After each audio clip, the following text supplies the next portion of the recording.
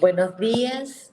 El programa Huellas de la Escuela, legado de la historia educativa de la ciudad de Buenos Aires, dependiente del Ministerio de Educación, les quiere agradecer que estemos hoy, un día tan especial, sumados a este encuentro que es el número 64 de escuelas que recuperan su patrimonio. Nuestro equipo, formado por Tatiana Kravets, Tatiana Burz, Fernanda Decky, Analía Prea y María del Carmen Martínez, estamos trabajando diariamente en las escuelas, acompañando la puesta en valor y preparándonos para esa icónica noche de los museos. En el encuentro del día de hoy vamos a recuperar un homenaje que hicieron las escuelas metodistas a William Morris.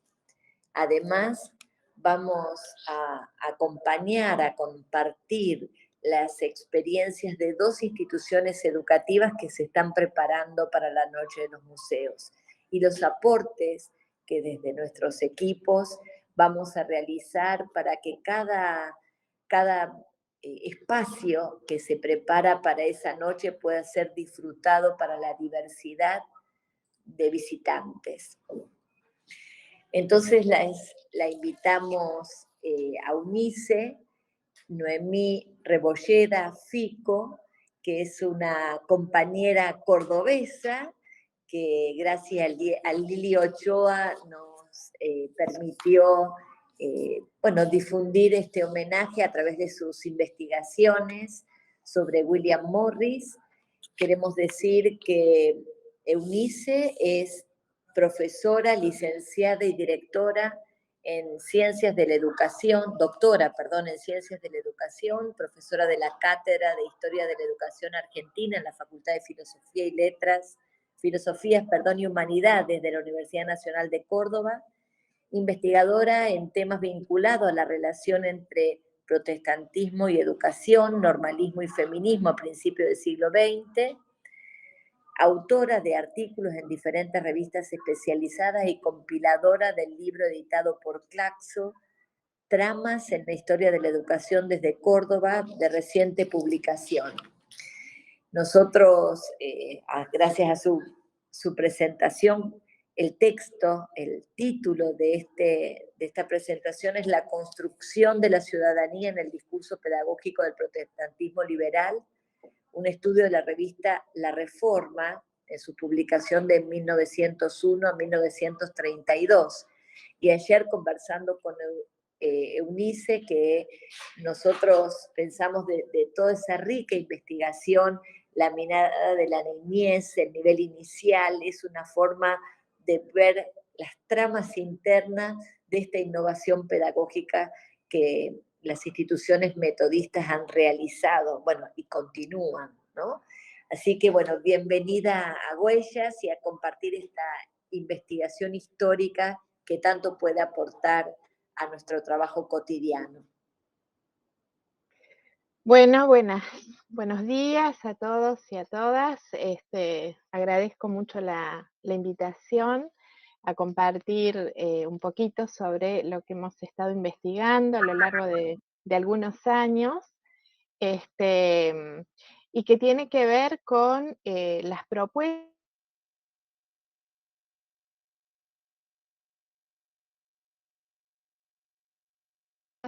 a principios del siglo XX, gestionadas en parte desde la Iglesia Metodista, porque acá también participó con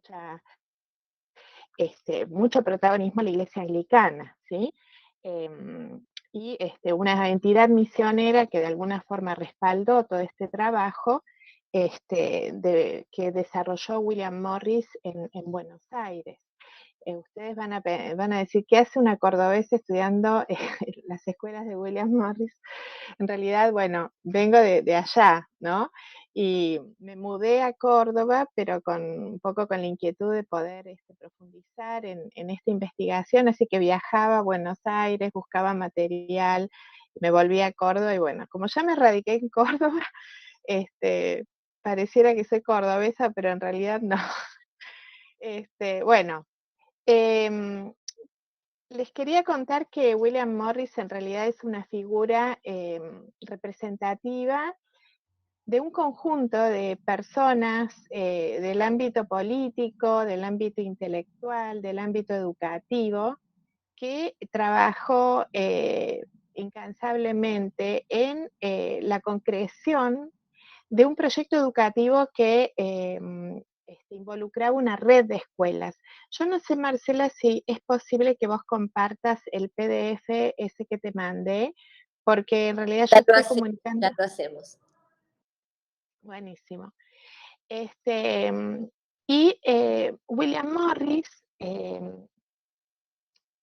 de alguna forma, quien es la figura pública, la figura reconocida, el que estuvo desde los comienzos de esta obra, a la vez dirigió una revista sobre todo dirigida a intelectuales, que se llamó, si pasamos a la siguiente imagen, La Reforma, Revista de Religión, Educación, Historia y Ciencias Sociales. Él la dirigió entre estos años, 1900, 1932, y es la fuente documental que me sirvió para poder reconstruir un poquito, es una aproximación a lo que fue la red de escuelas evangélicas argentinas, así se llamaron a comienzos del siglo, y después pasaron a ser hacia 1910 institutos filantrópicos argentinos. Como líneas de indagación que pudimos abordar a partir del trabajo con esta revista, que solo involucró, digamos, la selección de la sección educacional, porque es una revista que tenía muchas páginas, llegó a tener hasta 163 páginas, en algún momento una revista voluminosa con distintas secciones. Yo solo tomé la sección educativa para poder hacer este trabajo, y ahí pude advertir, digamos, alianzas entre sectores políticos, económicos e intelectuales que esos, como les decía al comienzo, sostuvieron esta red de escuelas. Pero además, otra línea que a mí me interesó mucho y sobre la que sigo indagando son los debates pedagógicos de la época, donde, se ponía en discusión quiénes eran los sujetos de la educación, a quiénes había que educar, cómo debía ser esa educación para las infancias, para los jóvenes, para las mujeres. Sobre todo la preocupación de Morris eran los sectores más desfavorecidos, aquellos sectores que todavía no tenían ingreso a las escuelas públicas, y por otro lado, también debates en relación al currículum, cómo se incorporaba entonces la ciencia, la educación moral, qué concepciones de patriotismo se debatían en la época, y el trabajo, ¿no? El papel del trabajo en la formación de los niños, de los jóvenes, cuestiones también que entraban en debate en relación a la democracia, ¿sí? Morris era un liberal acérrimo, un liberal que defendía las instituciones democráticas y sobre todo que defendía el papel del Estado en justamente las políticas públicas, tanto en salud como en educación, que debía, digamos, encarar el Estado justamente la educación de todo el pueblo. En una época en que ya teníamos la ley 1420, ¿sí? De 1884, pero sin embargo las escuelas no lograban todavía estar en los márgenes de las ciudades. O sea, había escuelas, pero todavía no eran suficientes. Entonces justamente Morris, a partir de su trabajo, se incursiona, digamos, en las zonas, lo que se llamaban las zonas rojas de Buenos Aires, Palermo, La Boca, zonas de conventillos, inmigrantes, y allí comienza a hacer una tarea, unas experiencias concretas, ¿sí? Que articula con esta revista de alguna forma, que es un órgano de difusión de ideas, donde se plasman reflexiones, donde se divulgan artículos de diferentes revistas de la época y que creemos que formaban parte también de la formación de todo el personal que trabajaba en esa red de escuelas que Morris fue creando. Diversos temas se abordan en la sección educacional e incluso cuestiones que tienen que ver con los derechos de los niños, de las mujeres, el avance y las discusiones en relación al trabajo infantil, el trabajo de las mujeres en las fábricas y el rol que el Estado debía asumir en relación a estas problemáticas.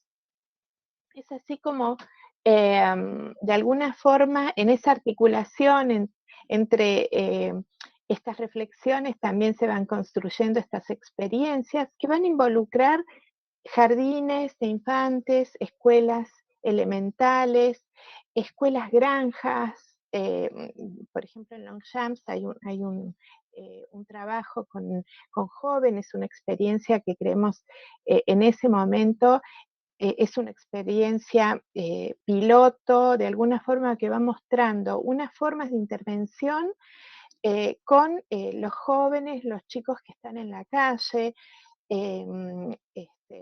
y también, bueno, escuelas de adultos, a medida que se iban creando las escuelas de niños, esas escuelas por la noche funcionaban como escuelas de adultos, donde se alfabetizaban, por ejemplo, a los policías, que muchos de ellos eran analfabetos, em, y también donde se formaba en artes y oficios.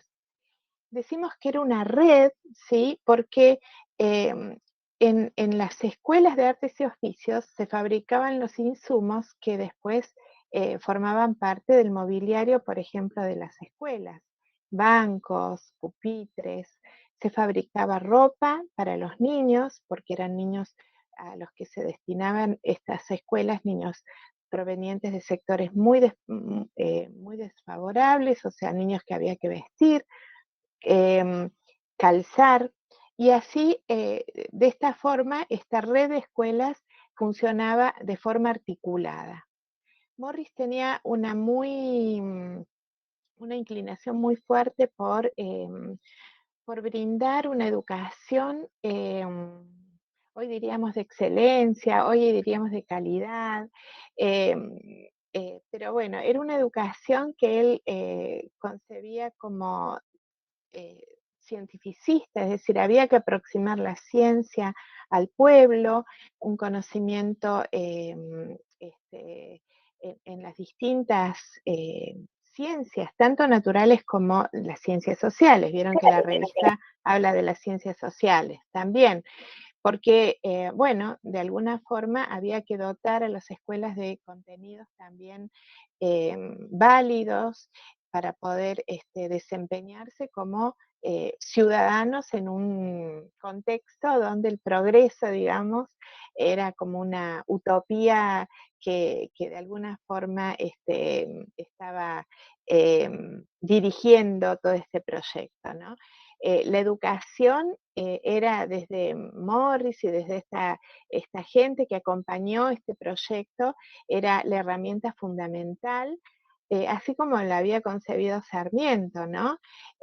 Para lo que llamaban la regeneración social. Había que transformar la sociedad, había que formar nuevas generaciones con una mentalidad progresista en el sentido de sumarse a, bueno, el movimiento de crecimiento, de desarrollo social que era posible, según ellos entendían, solo a través de la educación.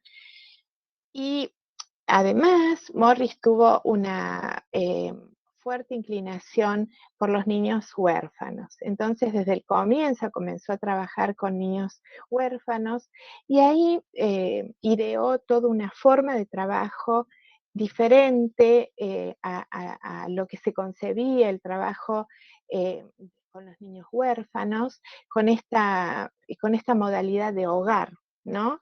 De hogar de institución abierta. En ese momento prevalecían las instituciones cerradas, ¿sí?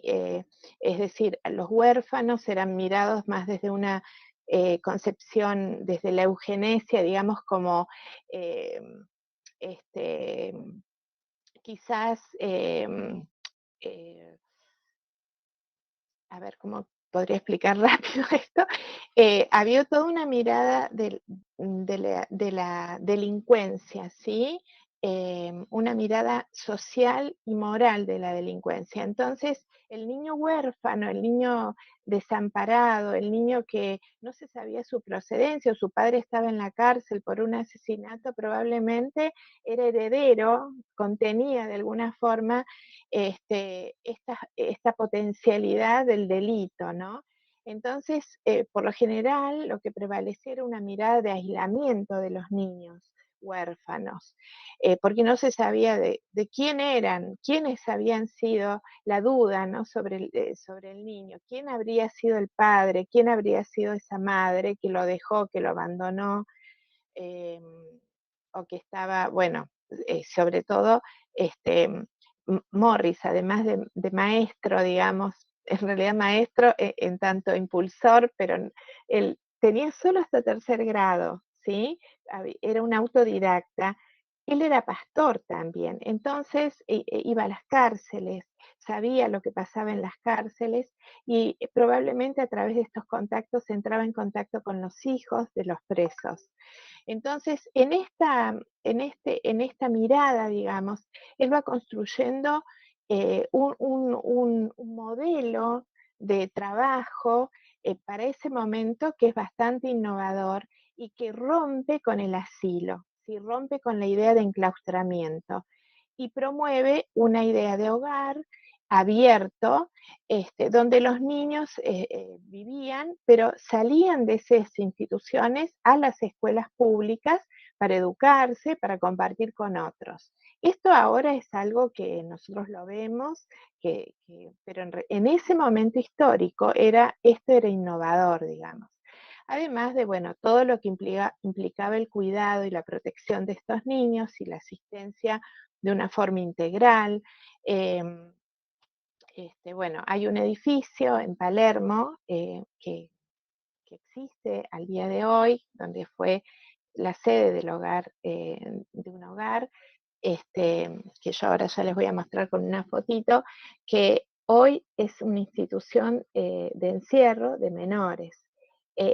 Está todo enrejado, pero en ese momento, cuando eso se creó, era una institución abierta, era una institución con niños y niñas, con salas de lectura, con salas de juegos, con asistencia médica, odontológica, con toda una, digamos, una infraestructura pensada para que los niños estuvieran bien cuidados, muy diferente a lo que eran los asilos en los cuales se enclaustraba a los niños. Bueno, ahí les comento como algunas ubicaciones de las escuelas que fue creando Morris en coparticipación con el Estado. Él concibió desde el comienzo estas escuelas como escuelas que colaboraban con el Estado para la educación pública. Entonces, cuando desde el comienzo él se comprometió a que si estas escuelas en algún momento no podían sostenerse, ¿sí? Con aportes privados, como era gran parte del aporte que recibían las escuelas para sostenerse y para justamente hacer estos edificios, que existen todavía en Buenos Aires. Una vez que no pudieran sostenerse, entonces pasaban automáticamente a manos del Estado. Por eso hoy son escuelas municipales, escuelas que albergan oficinas del ministerio y que uno puede recorrer en distintos barrios de Buenos Aires. La mayoría está concentrada en Palermo, ¿sí? La mayoría de estas escuelas. Bien, había como algunos rasgos, digamos, que ya les he estado compartiendo, esta idea de la coparticipación, es decir, de la articulación de aportes privados con aportes públicos para la consecución de estas obras. La fuerte idea de democratizar la educación, es decir, que la educación pudiera expandirse a todos los sectores sociales. Y acá el tema de los jardines es muy importante, porque los jardines por lo general eran muy pocos, y en 1905 se cierra la formación a partir de, la participación de Lugones, ahí que hay todo un sector, digamos, del liberalismo más oligárquico, más conservador, que sostiene que los jardines no son instituciones realmente eficientes ni útiles. Entonces se cierra la formación y las escuelas de Morris concentran a maestros, maestras normalistas, maestras jardineras, que van a ser fuertes defensoras del nivel inicial, como un derecho, ¿no? Lo defienden como un derecho de los niños de acceder a la educación, y donde se debaten, digamos, los sentidos que que debían tener los jardines, esta educación inicial, ¿no? Que siguen vigentes hasta el día de hoy. Si el jardín Eunice, no sé sí, si vos coincidís, pero si bien el informe que hace Lugones fue tan fuerte para el nivel inicial se repliega a sí mismo y construye marcos teóricos muy fuertes para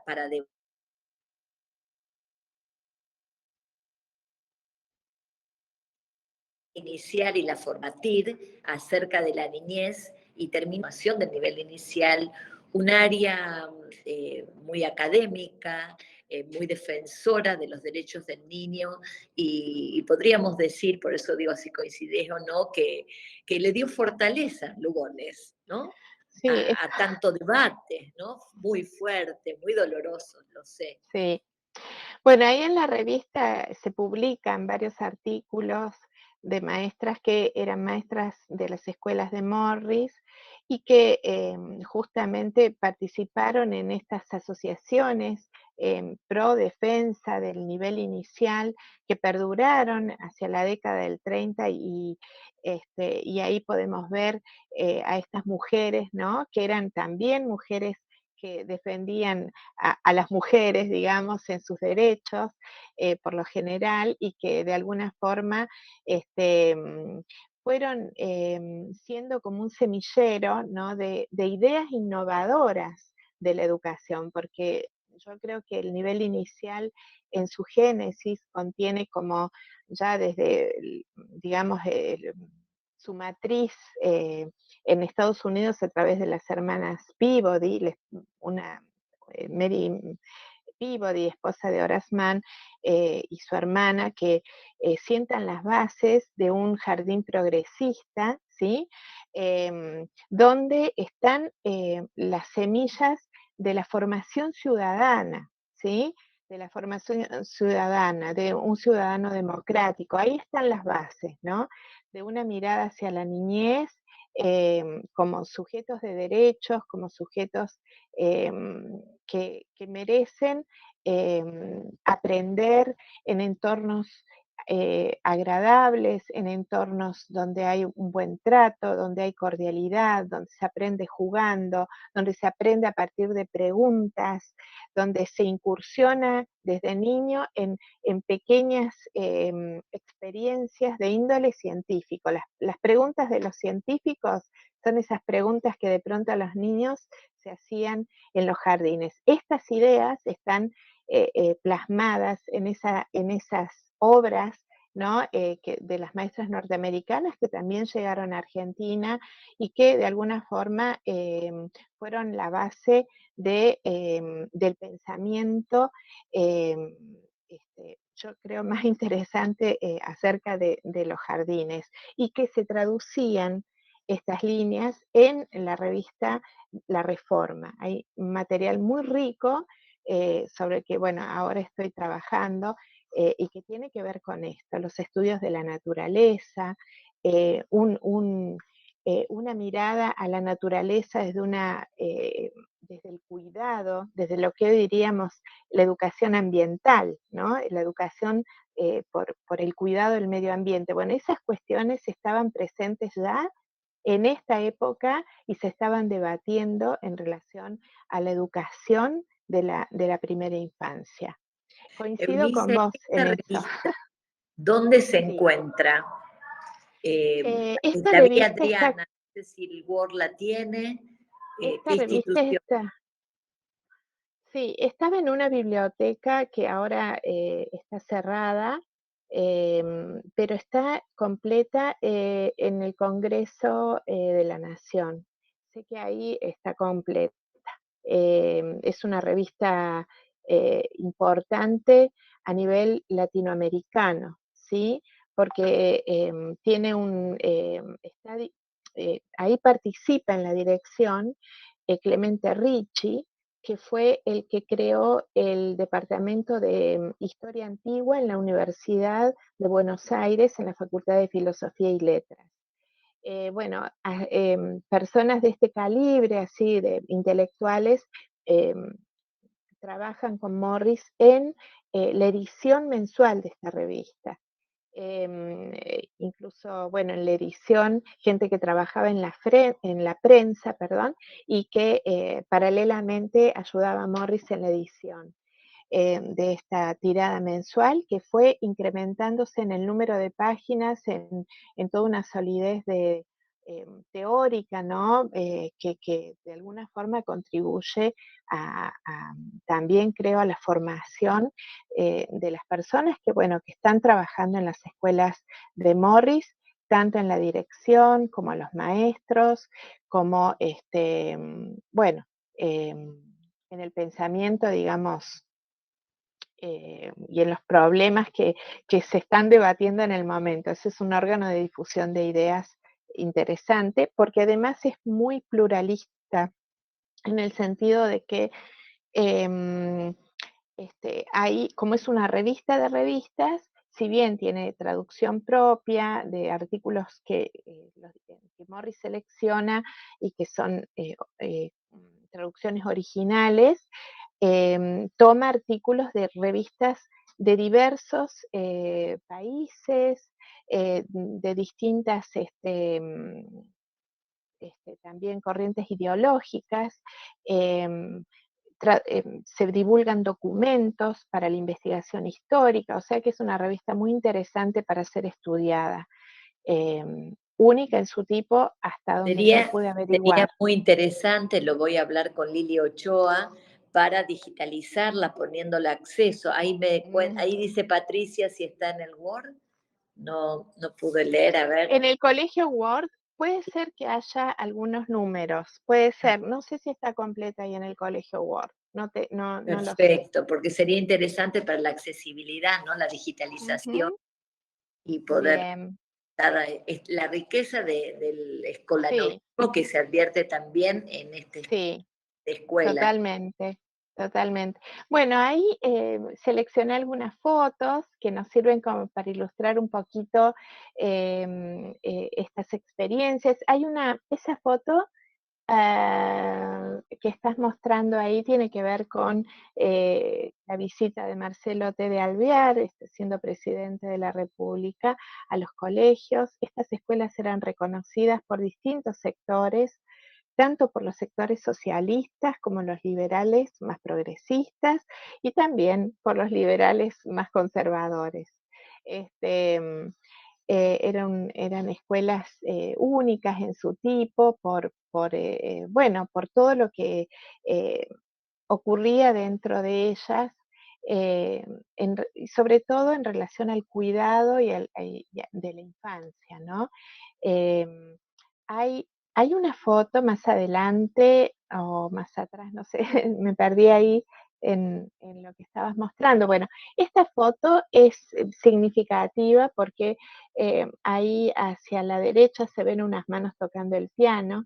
Suponemos que son las manos de Cecilia, la esposa de Morris. Morris se casó con una profesora de música y tenían las escuelas una particularidad que en ella se cantaba muchísimo, mucho de aquello que había que aprenderse en relación a la ciudadanía, tenía que ver con esas letras de canciones, que eran algunas canciones evangélicas o religiosas y otras no, ¿no?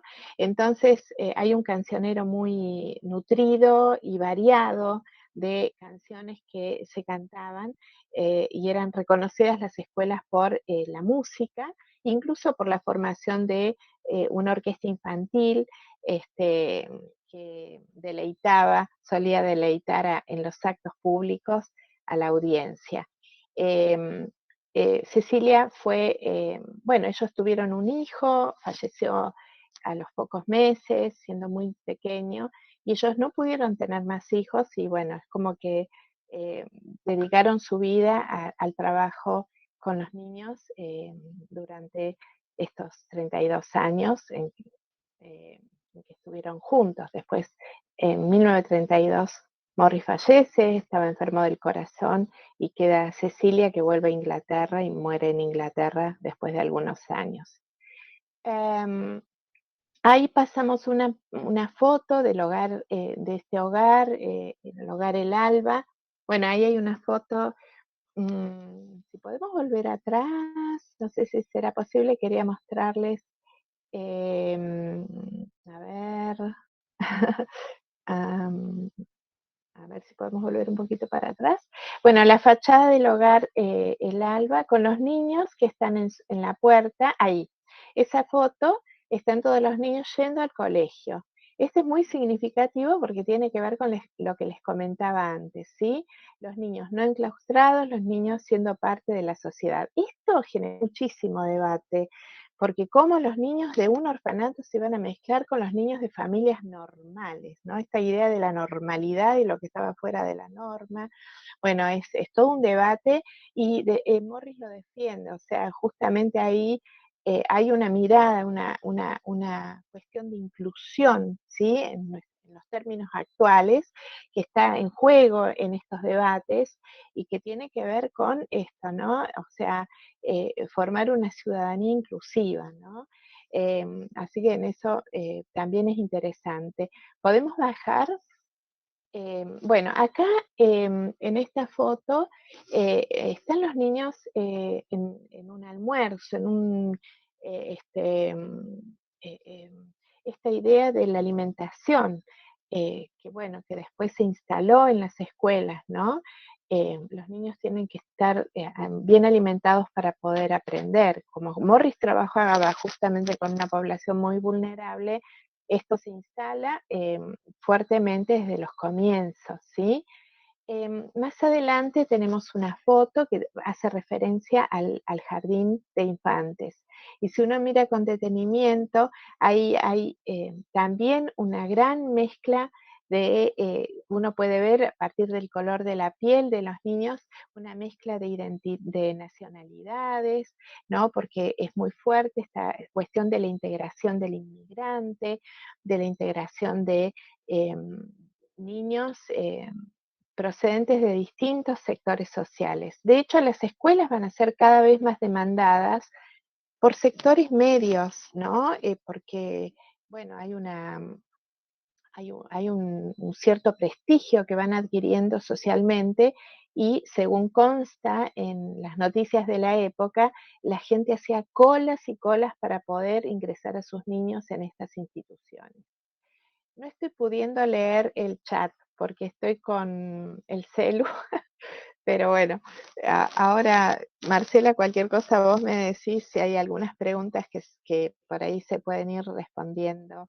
Nosotros estamos muy agradecidas de esta presentación que merece una segunda etapa, Trabajamos muchísimos, especialmente con la Escuela Gorda, ahí está Patricia Peghini, la vi también a Adriana, su autoridad máxima, y esta concepciones innovadoras de la niñez que en 1900 aparece en esta propuesta realmente se enriquecen a través de los años y fue precursor de los derechos del niño y de las propuestas escolanovistas que surgían en distintas partes del mundo, pero claro, con una mirada propia también de sus compromisos religiosos que impactaron más allá de las escuelas metodistas. Así que para nosotros un orgullo poder hacer un homenaje a William Morris y a toda su propuesta pedagógica. Así que nosotros te queremos volver a invitar en otro momento para continuar cuando ayer decidíamos desde qué perspectiva ese trabajo, hay muchas más, entre ellas estos de las colecciones de revistas que existen en nuestros archivos históricos, que en sí mismas son un documento bibliográfico fundante de lo que después terminan en grandes teorías pedagógicas. Por eso, para nosotros, la recuperación, la digitalización de las revistas son sumamente importantes para incorporar en el patrimonio histórico educativo de las escuelas, más aún cuando dan cuenta en esta, que es una excelente investigación cercana a nuestros debates, ¿no? Ayer una de nuestras bibliotecarias, la bibliotecaria Graciela del Instituto Bernasconi, me estaba enviando las visitas de las norteamericanas, pero es otra, en 1934, cuando ya Sarmiento formaba parte de la historia, este vínculo de Estados Unidos y Argentina por estas maestras que vos también mencionaste. Claro, ese vínculo continuó, entonces vinieron de Estados Unidos a ver cómo era el impacto, se estaba implementando las ideas sarmientinas y de Horace Mann. Así que seguimos escribiendo la historia de la ciudad educativa de la ciudad de Buenos Aires con los aportes en esta oportunidad de Córdoba, pero de lo que existen en nuestros archivos. Historia que por allí no es la historia de las normativas, sino de lo cotidiano, de las aulas, y por eso ese aporte que en realidad el objetivo principal es la deconstrucción del hoy, de lo que hoy estamos implementando, estos recorridos, buscar estos hilos internos, nos permiten innovaciones y compromisos fundamentales. Quiero agradecer a Lidia Ochoa que nos presentó a UNICE y felicitarte por tu trabajo. Sé que tenés un compromiso de ser directora de escuelas, por lo tanto todos sabemos lo que eso implica, así que te invitamos especialmente para otros encuentros. Muchísimas gracias. Bueno, muchas gracias Marcela por la invitación. Me gustaría cerrar con una frase de Morris que me parece que concentra mucho de su pensamiento y de su sueño, ¿no? Y que dice, educar no es embutir.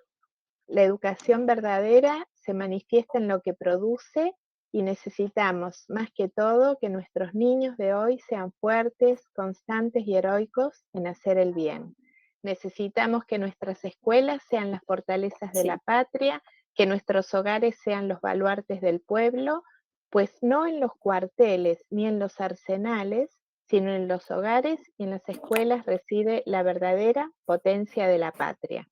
El pueblo físico, moral e intelectualmente educado siempre será fuerte, rico y feliz, decía Morris. Bueno, un pensamiento así como muy, muy denso ahí, ¿no? En ese sueño, esa utopía pedagógica también, que creo que hoy también nos sigue movilizando.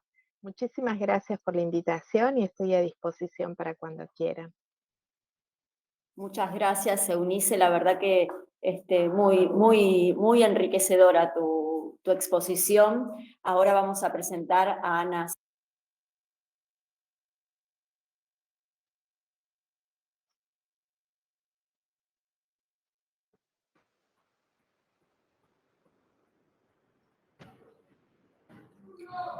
Analía, no se escucha. Estás muteada. Hola, ahí. Bueno, Ahora sí. agradecemos entonces a Eunice su excelente y enriquecedora exposición y vamos a presentar a Ana Suam del Liceo número 1, José Figueroa Alcorta. La estuvimos visitando con Marcela porque ella está organizando su noche de los museos en el liceo. El liceo tiene un espacio museístico que se llama Nini Marshall, decía que ella nos va a explicar ahora por qué se llama Nini Marshall. Y bueno, contarles también que el liceo se creó mediante un decreto en el año 1907, durante la presidencia del doctor Figueroa Alcorta, por el cual se creó como Liceo Nacional de Señoritas, con el fin de concentrar en un solo instituto toda la población escolar femenina de los colegios nacionales de la capital. El liceo funcionó en un turno tarde en el Colegio Nacional del Sur, en el actual Nacional número 1, una vieja casona de la calle Piedras 1049. Después tuvo diferentes ubicaciones hasta que se ubicó en la avenida Santa Fe 2778.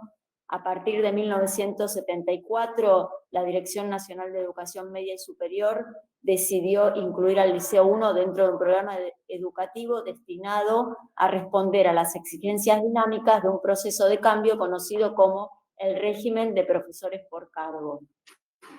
En 1981 se demolió el anexo que habían creado, porque como había crecido la población escolar, debieron tener un anexo, y entonces allí está en su sede definitiva. En 1986 comenzó a funcionar entonces definitivamente en Avenida Santa Fe 2778, y pasó a denominarse el Liceo Nacional número 1, eliminándose el de señoritas. Y ya que se incorporó la primera entonces camada de varones también a la escuela. En 1992, como pasó con todas las escuelas que pertenecían a la nación, pasaron a pertenecer al gobierno de la ciudad de Buenos Aires. Así que bueno, Ana, después de esta breve reseña queremos escucharte a vos. Bueno, ¿qué tal? Buenos días para todos. Acá estoy con mi compañera, mi coequiper, como dice Marcela, Nilda Barrios. Y bueno, queríamos comentar un poquitito cómo estamos encarando este nuevo proyecto, un poco ambicioso a veces, cuando te encontrás con una historia tan larga como tiene el liceo, y todos los días vas encontrando nuevas cosas, ¿no? Que era lo que hablábamos los otros días con ustedes. Bueno, nosotros, en realidad, esto venía dando vuelta en mi cabeza hacía un par de años, que me llegaban los mails de Huellas, pero no me animaba. No me animaba, a ver, es muy claro lo que nos pasa a los docentes, corremos de una escuela a otra. Entonces muchas veces no nos podemos involucrar del todo en una. Tuve la suerte de poder concentrar horas acá y quedarme solamente con el liceo, entonces me es mucho más fácil poder organizar.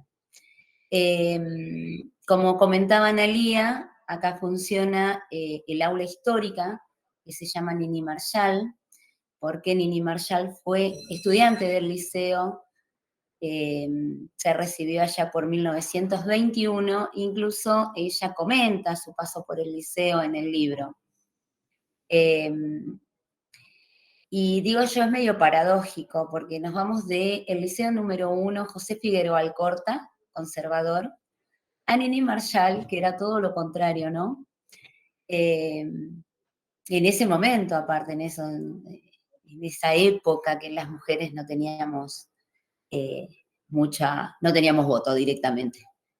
Nini Marshall fue todo un ícono dentro de lo que es la historia del humor argentino, ¿no? Se fueron juntando cosas, se fundó el aula aproximadamente en el 2000, ¿sí? En el centenario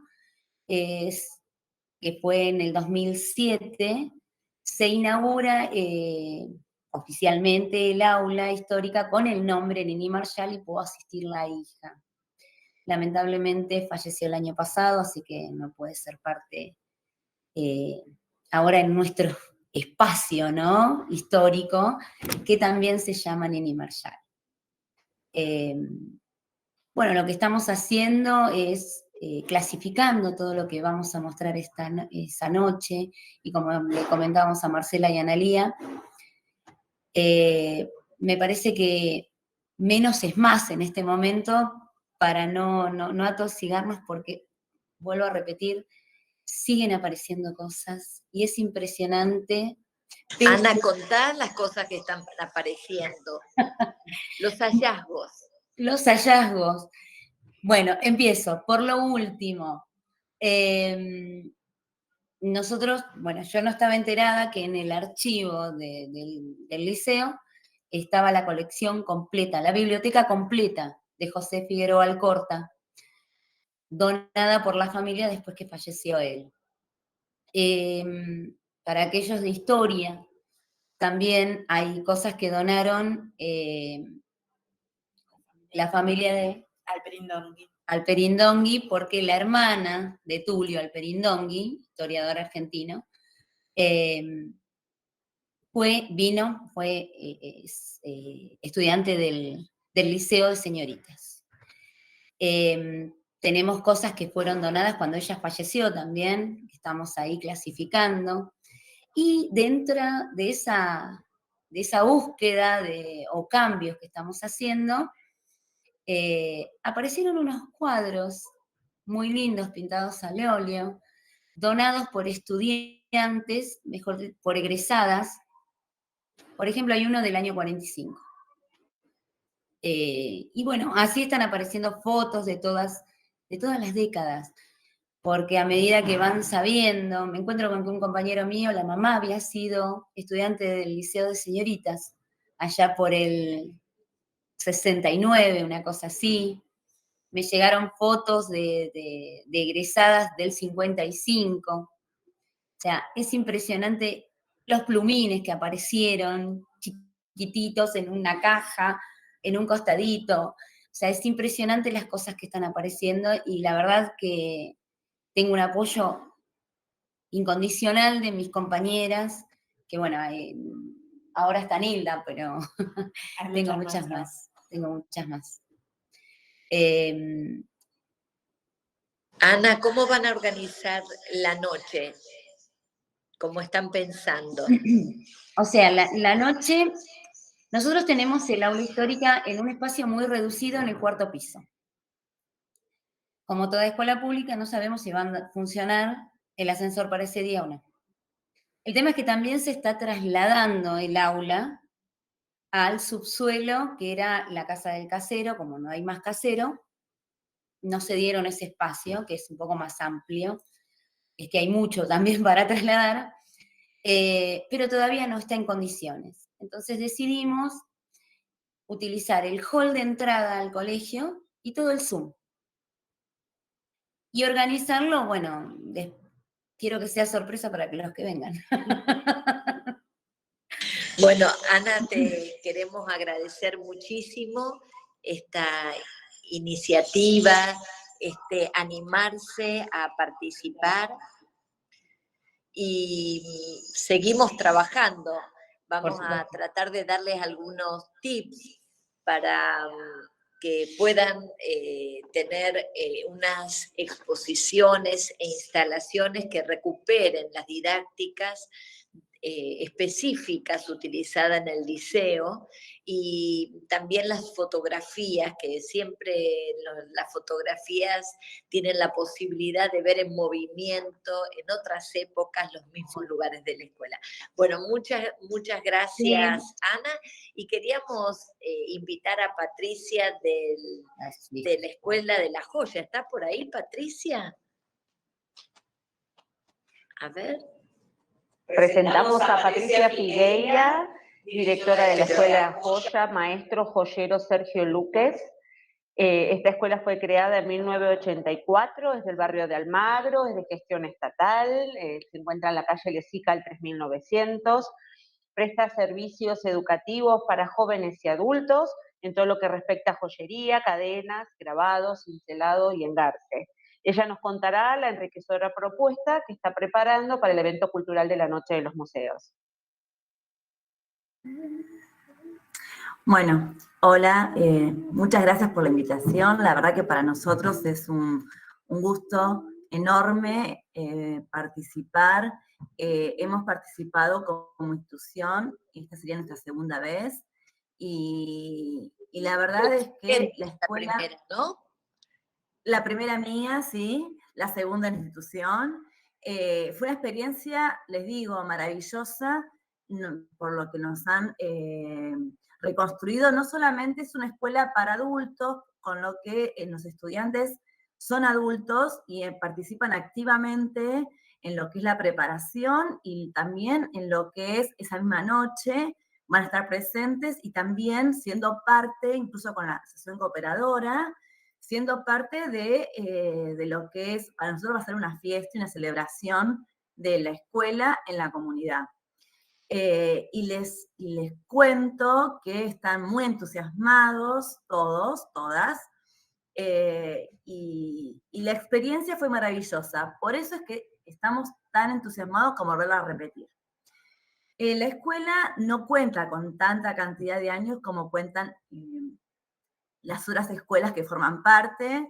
Recién estaríamos cumpliendo dentro de 2 años los 40 años de la escuela, de lo que fue la formación de la escuela, allá por sus inicios, que estaba en otro edificio que el que está hoy, y que si bien, digamos, continúa con la misma tradición, que es la escuela taller, que es una escuela, es una oferta educativa pensada básicamente en lo que es la transmisión de los oficios.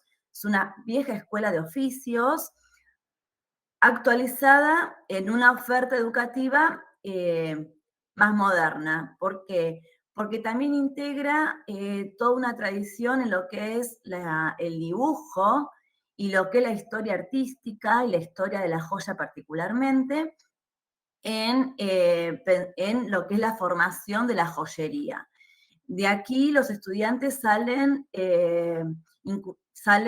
porque no hay ningún requisito de ingreso, más que ser mayor de edad, pero salen no solamente con un conocimiento sobre la joyería, sobre la historia de la joyería, y sobre lo que significa la joyería en lo que es la transmisión cultural y lo que es la cultura, sino también con un amor a la escuela muy profundo. Y esto es lo que queremos representar y queremos transmitir esta noche. Por eso estamos armando una visita guiada por los talleres principalmente, por lo que hacen los talleres, poder representar lo que es la dinámica del taller con los docentes, con los estudiantes, ya sea de los talleres de estas especialidades que bien nombró la compañera, sino también lo que implica acompañar con el dibujo, con el diseño, con lo importante que es la impronta personal en la propuesta de armar una pieza, de lo que implica el trabajo de una pieza, de lo mucho que hay artesanal en todo esto, lo que significa el poder trabajar con metales y traducir en el metal la historia y los intereses y los sentidos y los significados que tiene para el autor construir una pieza. Y a la vez poder también reconstruir lo que es digamos, toda la historia de la escuela, sus grandes maestros, de quienes hoy están, pero aquellos que ya no están más presentes, pero que siguen estando en el espíritu en esas piezas y en esos pasillos de la escuela, que aparte es hermosa. Esa es sintéticamente la propuesta que tenemos y los desafíos también que tenemos, porque bueno. También hallaron algunas carpetas especiales, habían contado. Hallamos unas donaciones que no podemos identificar de quiénes son, los dibujos preciosos, porque como bien les decía, la escuela no solamente tiene lo que son los talleres y lo que es la construcción de las piezas, sino también lo que implica el diseño de las mismas y los dibujos, digamos, todo lo que es la previa a la construcción de la pieza.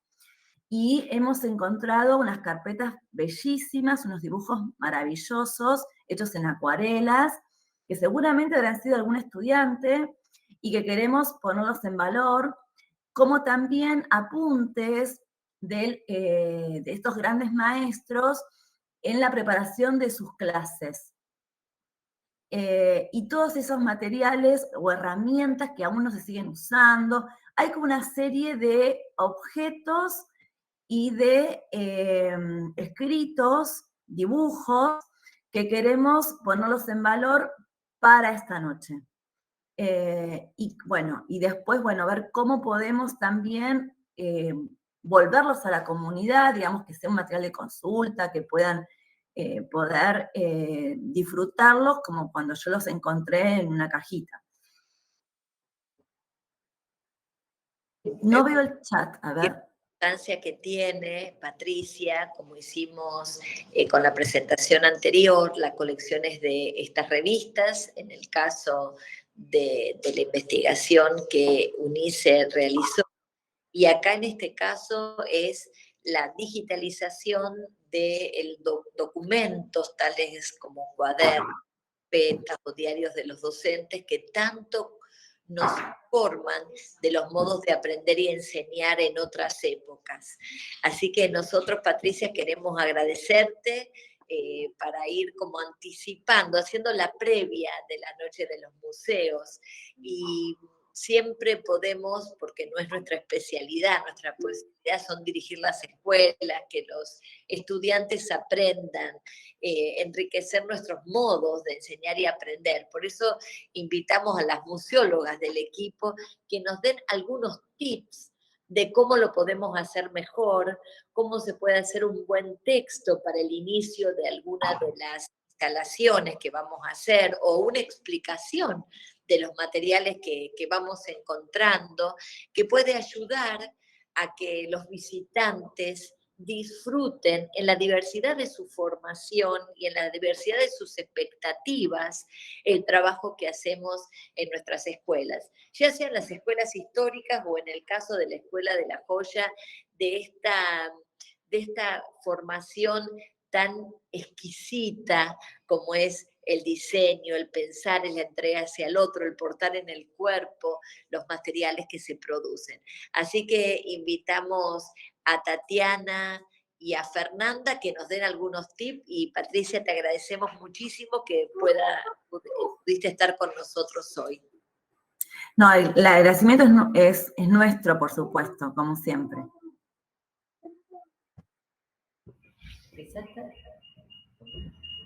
Hola, ¿cómo están? Vamos a hacer unos pequeños tips para exponer el material de papel para la Noche de los Museos. Los aspectos a tener en cuenta a la hora de armar la exposición. Tenemos que tener ya los objetos ya seleccionados, en el caso del papel que vamos a exhibir, si son libros, si son actas, si son fotografías. Los materiales que se van a exponer, la composición que van a tener estos materiales, ¿no? O sea, decís, Tati, la selección documental, o sea, sí, esos hallazgos que hoy hablamos, ¿no es cierto? Sí, que tienen un formato o un texto o un diseño que uno dice, wow, merece ser compartido. O sea, tenemos esa selección, pero le tenemos que dar como un guión, como un texto. A ver, ¿cómo es eso? Bueno, quiero felicitar a las escuelas que se van a sumar a la Noche de los Museos, a animarse. Es muy interesante que puedan exponer todo lo que tiene que ver con su historia. Acá vamos a dar como una suerte de tips, los materiales, bien como decía Tatiana, la importancia de estos guiones que hablaba Marcela, con las cosas que tenemos en las escuelas, porque como sabemos, no somos los museos que tienen todo el dinero, digamos, para poder utilizar todos estos materiales. Entonces vamos de a poquito intentando ayudar con los soportes, en este caso, como decía Tati, de papel. Vamos a ir después profundizando un poco. Este que les estamos mostrando acá es como el ideal de soporte en acrílico, pero nosotros acá pusimos también una idea como para que uno también pueda construir, depende de los materiales que tenga, como decía Marcela, estos archivos o estas revistas que tienen sus formas diferentes, sus medidas y demás. Bien. ¿Sabes una cosa, Fernanda? Hay valiosos libros en las escuelas, como ustedes ya saben, que son libros de gran tamaño, y a veces, aunque uno los pueda comprar, no hay el del tamaño que requieren. Por eso estas imágenes que estamos viendo, que se pueden hacer en cartón, se pueden diseñar con cartones sólidos y fuertes, permiten la exposición. Y me gustaría hacer como una clasificación. Cuando hablamos de documentos como existen en el archivo de las escuelas, tanto cartas,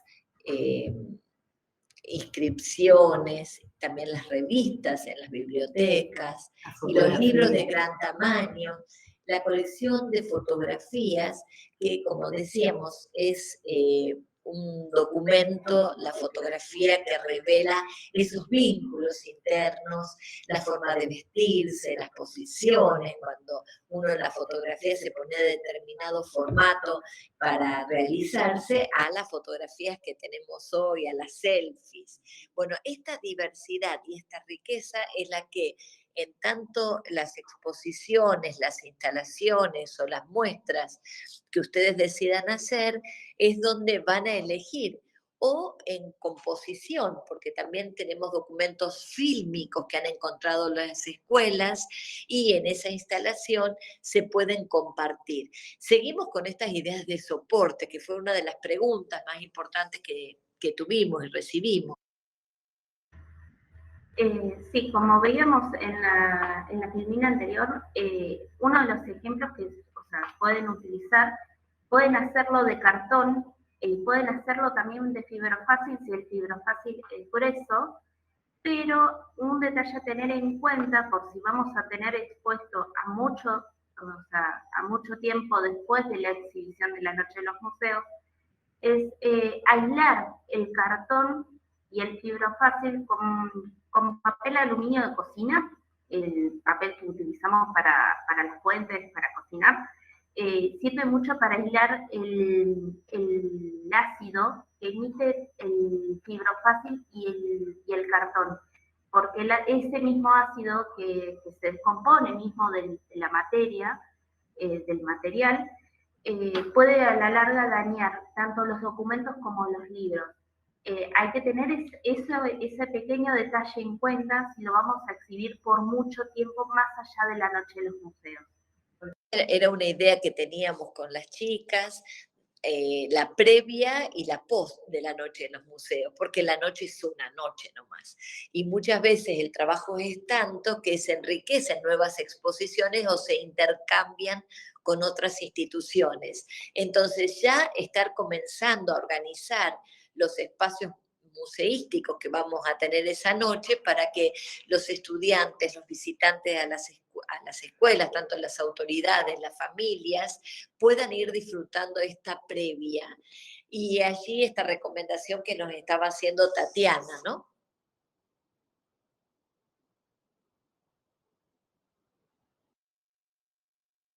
Bueno, algo a tener en cuenta también es que los materiales que uno puede utilizar para poder exponer no son caros, son fáciles de armar, entonces uno no tiene que tener miedo tampoco a decir, bueno, ¿dónde lo pongo? ¿En cómo lo coloco? Uno puede investigar y hay muchas maneras que uno puede hacer manual sin necesidad de tener que comprar algo completamente específico y que uno puede armarlo, como bien decía Marcela, con estas diferentes dimensiones que uno tiene en su acervo, puede generar estos soportes. Bien, acá estábamos mostrando unos que son de foam, Tati. Bueno, este soporte, por ejemplo, está hecho en foam, que no es Terbopol, completamente dicho, se usa mucho para hacer las maquetas en arquitectura. Si tienen la posibilidad desde los colegios poder adquirirlo, antes de que el cartón o el fibrofácil, este es mucho más recomendable. Pero ante la falta de recursos, todo es bienvenido. Esto se puede adquirir totalmente en cualquier librería artística o estudiantil, tranquilamente. Y se puede hacer los soportes así. Por ejemplo, este soporte que se ve el más grande, de forma lateral, se puede hacer para las actas. Y para poner actas o cartas. Y acá se ve debajo, en la esquina más chiquitos, son esquineros. En esos esquineros se puede colocar el acta para no pegar ni encastrar en el fondo. Se encastra en esa esquinita, son las esquinitas que se usaban en los álbumes de fotos antiguos, esa mismo. Y esa es una forma... ¿Te referís, Tati, como para señalar en un libro de actas un documento, una de las páginas? Por ejemplo, hojas sueltas que tengamos, no mismo de libros, porque no podemos sacar la hoja del libro. Por ejemplo, no sé, tenemos la carta de Mini Marshall y la queremos exhibir. Bueno, esa carta, como es un elemento que está suelto, no está adherido a ningún libro ni nada, la podemos exhibir con esos esquineros en sus 4 puntas en el soporte. Lo interesante de esto es que podemos utilizarlo, por ejemplo, con papel A4, el de las computadoras, que no dañan ningún tipo de papel, no generan nada malo, digamos, para el documento, la fotografía, y se cortan unos triangulitos que se pueden, digamos, como una suerte de encastre para poder sostenerlo en esos elementos que nosotros utilizamos como soportes.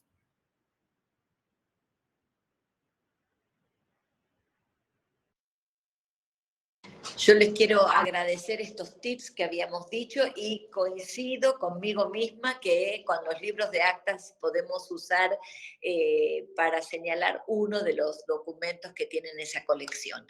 Vamos a continuar ofreciendo algunas ideas que puedan colaborar en la construcción que hace cada una de las instituciones en esta noche en particular, y vamos a encontrarnos la semana que viene. Queremos también felicitar a 3 de las instituciones que han trabajado durante todo este periodo en la celebración de sus centenarios, que este viernes celebran.